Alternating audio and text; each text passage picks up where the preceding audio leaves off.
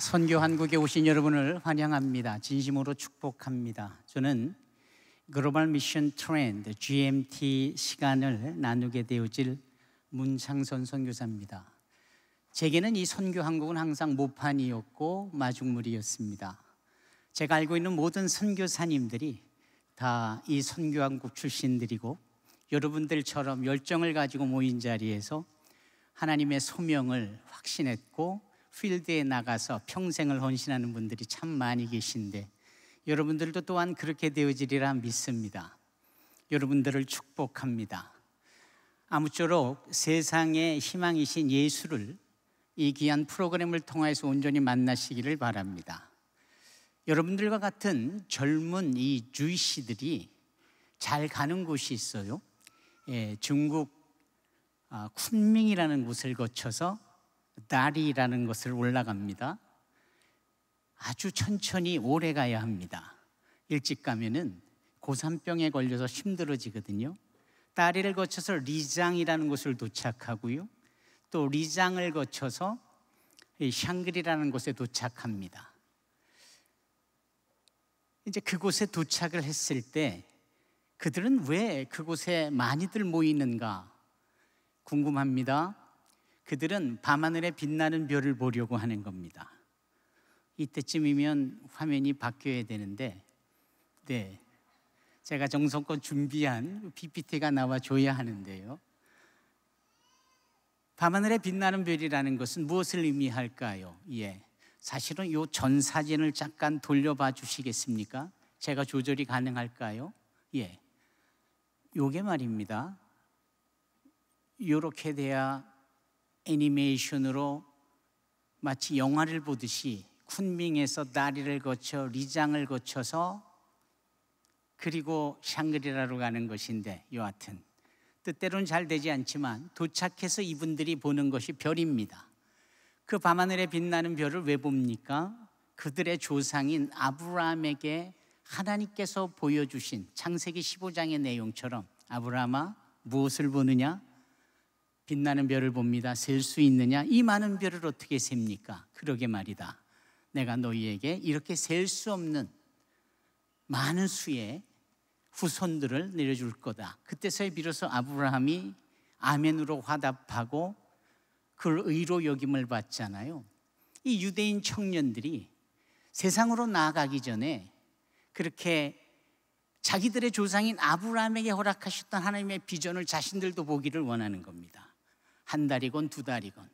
그리고 세상 속에 나가서 그러한 하나님의 사람으로 살기를 원하는 것인데 우리 모두는 다 메시아 예수를 통하여 은혜를 받은 하나님의 백성들이니만큼 당연히 더 이 세상 속에 나타난 하나님의 비전을 보기를 원합니다. 이 선교 한국이 여러분들에게 그런 기회를 제공해 주는 줄로 믿습니다.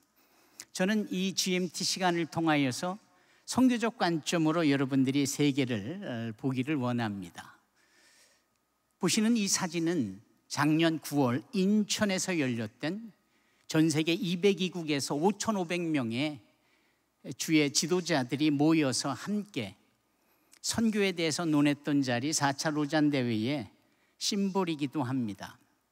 이때 프로그램 위원장이었던 패트릭 펑께서는 모든 나라와 또 사람들과 저들의 생각과 문화의 영역을 넘어서 우리가 예수 그리스도의 복음을 더 풍성하고도 적극적으로 전하기 위하여 풍부한 연합을 이루어야 된다라고 말을 했습니다. 과연 그렇죠? 이 대회가 있고 많은 사람들이 선교에 지도자들이 더 강력한 도전을 얻으면서 이들이 따로 남반구 출신, 여기서 말하는 남반구는 아프리카 대륙에서 오신 분, 중남미 대륙에서 오신 분, 아시아 대륙에서 오신 분들이 따로 특별히 모여서 부산으로 내려가 그곳에서 모임을 갖습니다. 그 모임은 어떤 모임이냐면 코알라 모임입니다. 약간 우스꽝스러운 이 로고는 사실은 내용으로 보면은 대단히 의미심장합니다. Christ over Asia, Arab, Africa and Latin America. 그러니까 북반구인 유럽과 북미 쪽을 제외한 이 남반구 쪽의 기독교 선교 지도자들이 따로 모여서 세계 선교에 대해서 논하고 그 일을 우리가 주도하겠다라는 것이지요. 의미가 있습니다. 이것은 우리에게 무엇을 시사하느냐 하면은 지금은 북반구도 북반구지만 남반구가 더 약진하면서 선교를 이루어가고 있다라는 것이지요. 지금까지 서구 기독교계의 선교의 거대한 강물줄기가 흐름과 에너지를 낼 수 있었던 가능성은 이 남반구의 시냇물과 그리고 조금해 보이는 개천 같은 것들이 합류하면서 에너지를 냈고, 그러면서 변형과 또 재변형을 이루면서 지금까지의 선교의 시너지를 낸던 것인데, 이제는 그 일을 좀 더 강력하게 남반구에서 주도하겠다라는 겁니다. 다음 보시는 사진은 그렇게 인상이 좋아 보이지 않는 세 분인데요, 슐라이머라는 자유주의 신학을 이야기해서 우리를 혼동케 한 사람이고, 종의 기원을 쓴 진화론의 찰스 다윈입니다. 그리고 사회주의에 대하여서 공산주의에서 얘기한 칼 마르크스입니다. 이 세 사람이 우리들에게 얼마나 위기적인 모습으로 다가왔습니까? 그때에 그 위기적인 교회에, 그 위기적인 성도들에게 이 복음주의가 더 강력하게 태동이 되어지는 계기가 됐습니다. 그때가 1846년이었습니다. 그래프로 보면은 바로 이때인데요, 잘 보이시는지는 모르겠지만 이 자유주의가 등장하고 진화론이 등장하고 공산주의가 등장하는 이때에 오히려 세계복음주의 연맹이 시작이 되어지면서 교회를, 성도들에게 이 위기 상황을 복음으로 돌파하자 하는 도전을 줍니다. 그런 도전이 있었기에 지금까지의 기독교는 힘이 있었고 세계 선교를 이루었고, 맨 끝에 2025년 바로 여러분들이 있는 이 자리 선교 한국이 열리고 있는 것입니다.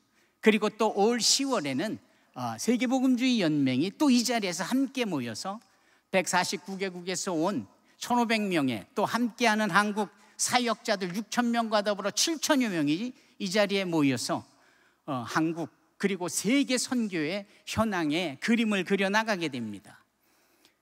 2030년까지 모두에게 복음을 전하자라는 이 강력한 프레이즈와 그 목표를 가지고 세계복음주의 연맹이 시작되어진 이것도 우리가 빼놓을 수 없는 지금 우리가 보아야 될 세계적 선교 현황입니다.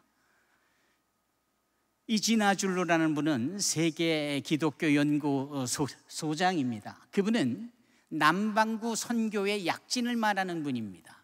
가운데 계시는 분은 세계복음주의 연맹의 선교위원장인 제이 마텐가라는 박사인데, 그분이 주장하는 것은 선교는 지역교회와 지역에 있는 성도들이 이제 주도해야 된다라고 역설합니다. 과연 네팔 또는 캄보디아, 베트남과 같은 나라의 많은 지역교회와 지역 성도들이 세계 선교를 주도하고 있고 주관하고 있는 모습이며, 이것은 정말 불씨를 이루면서 전 세계로 확장되고 있습니다. 맨 오른쪽에 계시는 분은 타계하셨지만 앤드류 월 박사로서 이 다양한 선교에 대해서 말씀하신 분이십니다. 다양한 선교, 그것을 수용해야 된다. 선교사들만의 선교가 아닌 청년들과 지역교회 성도들이 함께 참여하는 다양한 풍성한 선교 시대가 열리는데 그것을 우리가 수용해야 된다라는 것이지요. 그런 점에서 볼 때 우리는 학업이라든지 취업이라든지 자기개발이라든지 조그만 렌즈를 가지고 협소한 상황을 보는데 익숙해져 있지만, 세계는 빠르게 변화해가고 있고 우리에게 새로운 것들을 요구합니다. 도시화가 그렇고 이주화가 그렇고 디지털화가 그렇고 비서구화가 그렇습니다. 여기 도시화라는 것은 무엇을 의미합니까? 통계적으로 볼 때 전 세계의 인구 50%가 도시에서 삽니다. 그래서 도시는 정치적으로, 경제적으로, 문화적으로, 교육적으로만 그렇게 편한 곳이 아니라 이제는 종교에 따른, 그리고 선교에 따른, 심지어는 전 세계 미전도 종족들이 가장 많이 몰려들고 있어서 향후 2050년에는 전 세계의 70%의 인구가 도시에 산다는 통계 자료가 있지 않습니까? 그러므로 도시는 우리에게 새로운 선교의 전장터이기도 하고 최전선이기도 한 겁니다. 이것이 도시화입니다. 그리고 또한 많은 사람들이 이주해가는 이주화의 시대에 살고 있습니다. 우리나라에 260만 명의 이주민들이 들어와 살고 계시고 한국 이주민들이 전 세계에 750만 명이 살고 계십니다. 이것은 우리나라에만 국한된 현상이 아니라 전 세계적으로 2억 8천만 명의, 그리고 큰 땅덩어리에는 내부적으로 움직이는 사람들이 7억까지 해서 평균 10억 명의 사람들이 이주하고 있는데, 이주하는 사람들의 대부분은 이 복음을 전해 들어보지 못한 미전독족들이 상당히 많이 포함되어 있습니다. 따라서 이것은 지역교회에게는 엄청난, 그리고 선교에 마음이 열려있는 우리 젊은이들에게는 선교에 참여의 기회가 아닐 수 없습니다. 이것이 이주화 시대에 볼 수 있는 현상입니다. 디지털화가 또 하나 우리가 볼 수 있는 이 시대의 특징입니다. 유튜브라든지 SNS라는 이 공간은 지리적 공간에 제약을 받지 않는, 그래서 이곳에 우리가 풍성한 지식을 담아낼 수도 있고, 예를 들면 온라인 기도회라든지 또는 디지털 제자 교육이라든지 기도 컨텐츠라든지 이와 같은 내용들을 풍부하게 담아낼 수 있는 새로운 선교의 공간이요 지역이 아닐 수 없습니다. 우리 젊은이들에게 이 디지털 공간은 너무나도 익숙하지 않습니까? 여러분들이야말로 이런 부분에 있어서 새로운 선교지에서의 도전과 참여가 가능한 시대를 우리가 보는 겁니다. 북반구와 남반구를 한눈에 볼 수 있는 이 지도는 과거 1900년대와 그리고 2000년대의 두 그룹으로 비교해 볼 수 있습니다. 과거에는 무려 80%의 크리스천들이 북반구에 살아 있었고, 그리고 지금은 거꾸로 이 남반구에 엄청난 기독교의 약진이 있고 믿는 자들이 많아지면서 선교의 흐름이 바뀌어지고 있는 겁니다. 북반구에서 시작된, 서구권에서 시작된 선교의 흐름이 남반구를 적셔왔던 것이 지금까지의 일반적인 형태였으나, 지금은 남반구에서, 아프리카에서, 아시아에서, 중남미에서 거꾸로 북반구를 향하여 서구권을 향하여, 그러므로 서구권이 이제는 우리에게 선교지라고 볼 수 있는 것이지요. 그래서 페루라든지 볼리비아라든지 브라질과 같은 이 남반구의 나라들에서 엄청난 선교사들이 파송되어집니다. 여러분, 미국 같은 서구권에 역시 많은 사람들이 예수 믿어 구원의 자리에 들어야 한다면 나이지리아 선교사가 미국 가서 선교사로 살아야 될 이유가 분명한 것이지요. 우리는 이런 상황 속에 있는 겁니다. 이러한 부분에 있어서 우리가 놓치지 말아야 될 것이지요. 이제는 선교의 패러다임이 이렇게 다중심적으로 전방향적으로 바뀝니다. 과거 80%의 인구가 서구권의 기독인으로 살고 있을 때 그들은 주로 선교를 서쪽에서 남은 지역으로 움직여지는 모습이었지만 지금은 아닙니다. 오히려 남반구에서 북반구로, 이곳에서 저곳으로, 다양한 방향으로, 그러기 때문에 선교의 그 지역과 선교의 포스라고 여겨지는 본부가 서로 나뉘어지면서 여기가 선교의 포스 본부가 될 수 있고 여기가 또한 선교의 현장일 수도 있는 거지요. 우리나라에 들어와 있는 260만 명의 이주민들, 그러므로 대한민국 역시도 선교지라고 말할 수 있는 겁니다. 아마도 이런 측면에서 우리의 시야는 훨씬 더 넓어져야 될 것입니다. 다중심적, 전방역적 선교가 이 시대에 우리가 쉽게 볼 수 있는 상황인데요. 여러분, 사람들이 움직여집니다. 이 모빌리티가 이젠 대세입니다. 이렇게 움직여지는 이동성은 연결성을 초래하고 그 연결성은 영적인 부분하고도 연결이라는 결과로 맺어질 수 있거든요. 따라서 움직임에 대한 이 부분은 이 시대에 우리가 놓치지 말아야 될 가장 중요한 내용이기도 합니다. 우리는 다중심적, 전방향적 선교의 시대에 살고 있습니다. 전 세계 인구가 80억이라는 것이지요. 그 중에 11%가 예수를 제대로 믿는 본어게인 크리스천, 반면에 예수에 대해서 듣고 믿는다라고 하지만 우리끼리의 얘기인 이 무늬만 성도가 21%에 달하고 있는 겁니다. 그러면 나머지 68%는 누구냐? 복음을 들었는데 손사래를 치며 안 믿겠다라고 거부하는 자들, 또는 복음을 단 한 번도 들어보지 못한 미전도 종족들, 이들의 숫자가 물경 53억 명이나 된다라는 겁니다. 어떻게 생각하십니까? 이 부분에 대해서는 우리 모두가 다 사명감을 가져야 될 필요가 있습니다. 2000년 전 주님께서는 우리에게 대위임령을 허락하셨고 하늘과 땅의 권세를 당신이 우리에게 부여해 주셨고, 또 우리를 통하여 제자를 삼겠다라고 계획을 알려주셨고, 그 일을 함에 있어 우리와 함께 해주시겠다라고 약속을 해주셨음에도 불구하고 우리는 이러한 대위임령을 받았음에도 2000년이나 흘러듦에도 불구하고 여전히 53억 명이나 예수를 믿지 않은 자들과 함께 더불어 있다면, 이 선교 한국을 통하여서 세계 상황 속에 우리가 마땅히 무엇을 해야 되는지에 대한 확인이 가능한 부분입니다. 두 가지 이유가 있다라고 봅니다. 하나는 외적으로 우리의 이 사명을 방해하는 요소들이 있고, 내적으로 우리의 사명을 방해하는 요소가 있겠죠. 외적으로 방해하는 요소는 세속주의입니다. 그래서 세속적인 이런 분위기와 현상이 사람들로 하여금 다양한 자기 주장과 더불어서 소위 말하는 인본주의적 자유를 외치며 하나님이 허락하신 생명을 거부하는 일들이 생기고, 공공장소에서 복음을 듣거나 또는 외칠 수 있는 부분을 거부하기 시작을 하는 상황 속에 있습니다. 두 번째로 외부로부터 주어지는 문제는 다원주의입니다.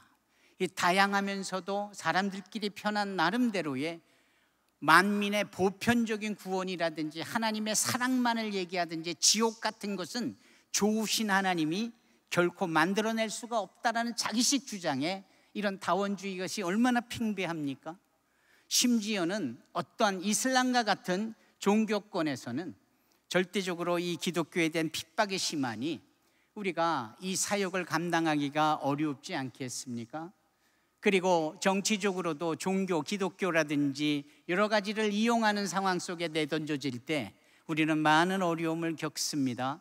기술적으로 발전하는 이 시대 속에서 우리가 이 개발도상국이라든지 후진국에서는 상대적으로 이와 같은 기술력이 부족하기 때문에 그들의 눈 떠 있는 이 젊은이들에게 다가가는 부분들이 매우 부족할 수 있습니다. 이런 부분들이 소위 우리에게 외적으로 방해가 되는 요소들이 아닐까 싶습니다. 내적으로는 리더십의 부재입니다. 서로 간의 소통이 상하적으로 없고 수평적으로 없다 보니까 서로 간의 뜻을 함께 이어질 수 있는 부분이 부족합니다. 그리고 차세대 지도자들이 참으로 필요함에도 불구하고 구하기가 힘들고 전이하기가 힘듭니다. 왜 그럴까요? 이들 젊은이들 역시도 평안한 삶을 보장받지 못하는 이 어려울 수 있는 선교적인 삶, 목회자적인 삶에 대하여 걱정이 있고, 그것은 현실적이지요. 또 우리가 그들을 어떻게 훈련시켜야 되는지에 대한 부분도 부족할 수 있기 때문입니다. 제자 교육은 어떨까요? 전도를 하고 복음을 전하고, 하지만 거기까지 좀 더 성숙하고 복음적 야성이 있도록 훈련시켜 주님을 닮은 제자화하는 일에는 대단히 미진한 모습이 있습니다. 그래서 늘 연약한 어린아이와 같은 모습으로만 남아있는 상황, 그리고 많은 단체가 있고 많은 교회가 있지만 서로 연합이 부재가 되고, 그래서 주님께서 저희로 하나가 되게 해달라는 그 기도가 무색해질 만큼 그런 주님을 믿는다면서도 우리는 그와 같은 연합을 제대로 못 이루고 있으니 귀한 사명을 받고 오랜 시간이 지났어도 여전히 세계 선교의 그 달성에 여전히 많은 요원함을 보는 것은 아닌가. 그렇다면 어떻게 하면 좋을까 하는 것이지요. 여기 안디옥 교회를 소개하고 싶습니다. 2000년 전에 저 시리아 안디옥에 있는 교회이지요. 너무나도 잘 아는 바와 같이 그 교회의 특징은 많은 여러 사람들이 서로 다른 모습에 있지만 서로를 인정하고 각자가 가지고 있는 은사와 재능과 그리고 잘 할 수 있는 일들에 대해서 서로 인정을 했다라는 겁니다. 성경 말씀 사도행전 13장 1절에 보면은 그분들이 소위 선지자와 교사가 함께 일했다, 이런 표현이 있고요. 두 번째로 5명의 리더십이 등장을 하는데 바울, 바나바, 시므온, 그리고 루기오, 마나헨. 아시다시피 바울은 랍비입니다. 그리고 시므온은 노예 출신입니다. 거기에는 최고의 갑부라고 여겨지는 바나바도 있고요, 정치인이라고 여겨지는 마나엔도 있는데 교회 안에서 서로 하나가 되어지더라. 신분도 다르고 수준이 다르지만 주 안에서 하나 되어지는 이 부분이 안디옥 교회의 특징입니다. 세 번째로 등장할 수 있는 것은 그들은 항상 모여서 기도하고 금식을 했다. 소위 말하는 영성을 추구했다라는 겁니다. 그들은 영성을 추구하면서 영적 분별력을 지니게 됐습니다.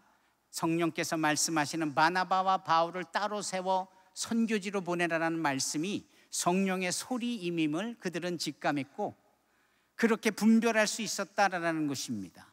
심지어는 그들은 이 바나바와 바울이 가장 최고의 지도자요 설립자인 그들을 선교지로 보내는데 조금도 주저함이 없었습니다. 그 이유는 성령께서, 하나님께서 요구하셨기에 온전한 순종을 이루었다라는 것이지요. 이 5가지의 특징은 우리가 다 알고 있는 특징입니다만 이것을 우리의 삶에 적용하는 것은 참으로 어려운가 봅니다. 여전히 미전도 종족들이 이렇게 여러 종교 성향을 띠고 많이 있지 않습니까? 또 여전히 많은 이 미전도 종족들이 대륙별로 존재하고 있지 않습니까? 우리에게는 이런 과업이, 사업이 남겨져 있는 겁니다. 선교한국을 통하여서 우리가 그 일을 행하기를 원합니다.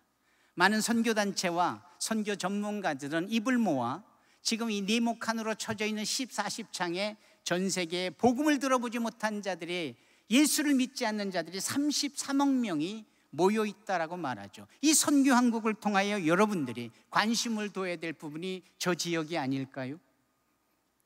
그 일을 위해서 우리가 모여진 것이 아닙니까?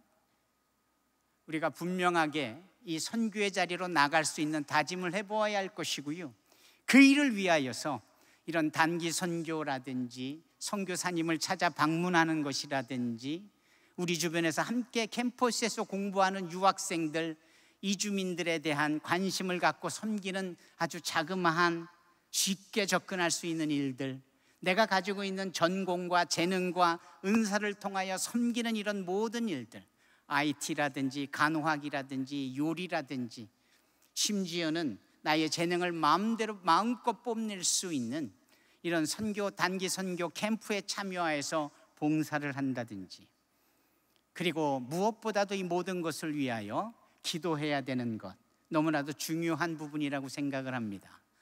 세상의 희망, 예수를 볼 수 있는 이 선교한국에 모여진 여러분들, 지금 세상의 변화 속에 우리 모두는 바로 이 일에, 내가 그 일을 감당하고 내가 그 2000년 동안에 주어졌으나 여전히 성취해 나가는 데 있어서 과제로 남아있는 이 부분에 저와 여러분들이 온전히 감당해 나가기를 원합니다. 여러분 모두를 축복합니다. 세상의 희망이신 예수를 보시기 바랍니다. 경청하여 주셔서 감사합니다.